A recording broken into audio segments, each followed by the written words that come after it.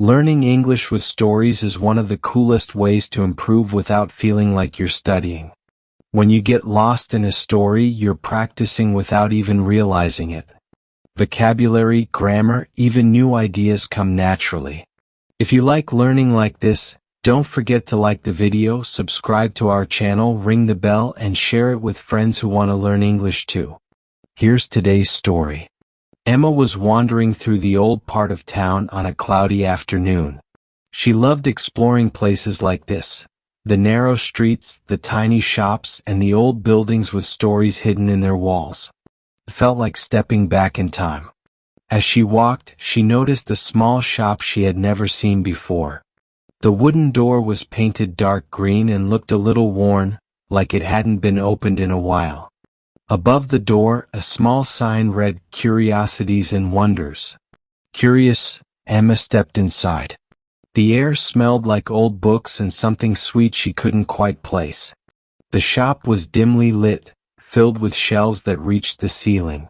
Everywhere she looked, there were strange objects. Clocks that didn't tick, bottles with colorful liquids, and books with cracked covers. Emma walked slowly, her fingers brushing over the items. Then something caught her eye. On a dusty shelf, near the back of the shop, sat a small wooden box. It was simple but beautiful, with delicate carvings on the surface. A small note was tied to it with a thin string. Emma picked up the note carefully and read it. "Do not open unless you are alone." Her heart beat faster. Why would someone write that? Was it a warning? A challenge? Emma looked around. The shopkeeper was nowhere to be seen. The quiet made the message feel even stronger. She hesitated for a moment. Part of her wanted to leave the box right there and walk away. But another part was curious, more curious than she had been in a long time. She took the box gently and walked to the small counter. A soft bell rang as she put it down. From the shadows, an old woman appeared. Her eyes were kind but mysterious. "You found it," the woman said quietly. "That box has been waiting for someone like you." Emma was surprised. "What's inside?" she asked. The woman smiled but didn't answer. "Open it when you are alone," she repeated. Emma nodded, paid for the box, and left the shop with a mixture of excitement and nervousness. When she got home, she waited until night. Her family was asleep. The house was quiet except for the ticking of a clock in the hallway. She sat on her bed and looked at the box. It felt heavier than she expected. Slowly, she untied the string and lifted the lid. Inside was a small, folded piece of paper and a tiny key. Emma unfolded the paper. It was a letter written in neat handwriting. "Dear Finder, this box is more than it seems.